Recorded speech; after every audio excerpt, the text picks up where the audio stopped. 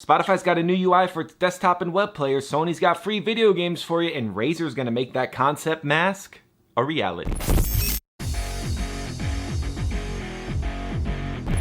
How's it going, everybody? This is Dave LeClaire with MUO Tech Bytes, and I'm here to take you through the wide world of technological news and all the other newsiness that you needing when you're newsing.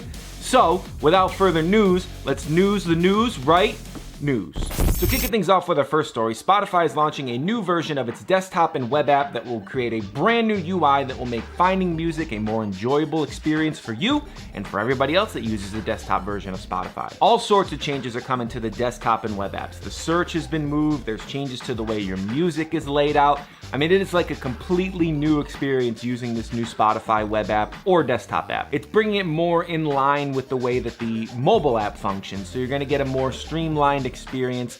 Spotify even went as far as to say that they felt that their desktop apps were lagging behind the mobile apps. So with this new UI, they'll be more in line in terms of the quality, because let's be honest, not everybody listens to music on their phone. A lot of people enjoy their music on the computer. So having an app that will keep up with those demands of users is definitely a nice thing from Spotify. Another cool thing is that it's a little bit easier to download your music from Spotify now, so you can listen offline. Instead of having to do anything crazy and getting creative, there's a big download button, and you just click that and your music will be downloaded so you can listen to it when you don't have internet. Spotify is doing a gradual rollout for this new user interface, so you may not see it just yet, but don't panic. Just relax. Watch this episode of Tech Bytes again, and maybe by the time it's over, it'll be there.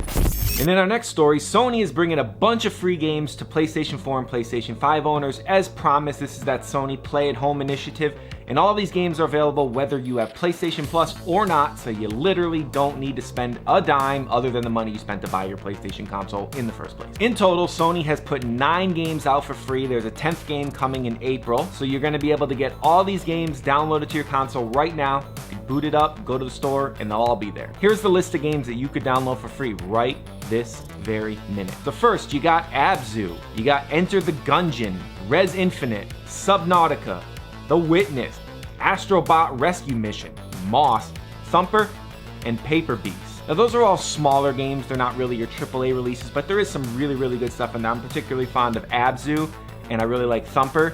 And all the games are at least of decent quality or better, so that's good. But on April 19th, you're gonna get a big AAA game, and you're gonna get personally one of my top 5 favorite games of all time, and that is the complete edition of Horizon Zero Dawn. If you're looking for something new to play on your PlayStation 4 or PlayStation 5 console, you should definitely check these games out. There's quite a few good ones in there, as mentioned. I really like Abzu. I also like The Witness. The Witness is an interesting puzzle game that's definitely worth a look, so there's a lot of good stuff there. 9 games, they're all free. Go download them. Remember that crazy futuristic face mask we showed you during CES from Razer? Well, apparently the company wants to make that face mask a reality and actually bring it out. So the mask was called Project Hazel, and Razer does realize that maybe it won't be as useful with vaccinations rolling out, but even after vaccinations roll out to people, there still are certain precautions that need to be taken, and having a really cool high-tech mask might still be worth it for a lot of people. So if Razer's gonna bring this mask to market, it does have to go through the proper channels, including the CDC and the FDA, to make sure that it gets approved, because it does have to be able to actually perform as a mask. Assuming that all happens, it does have some really cool features. So first of all, it has lights. It's from Razer. They make gaming peripherals. You know they're gonna throw some LEDs on it. It also has a transparent cover that is both water and scratch resistant, so people can actually see your mouth when you're talking, but still be protected from any contaminants. And it will contain a microphone and a speaker that will actually amplify your voice from out of the mask. So if you've ever encountered somebody who's using a real N95 mask and tried to have a conversation with them, you probably realize how difficult it is. Their voice sounds very echoey, like they're talking in sort of an echo chamber like this. But if you have a microphone projecting your voice out, it'll make it sound a lot better. All right, ladies and gentlemen, thank you so much for watching this episode of MUO Tech Bytes. This is Dave LeClaire signing off.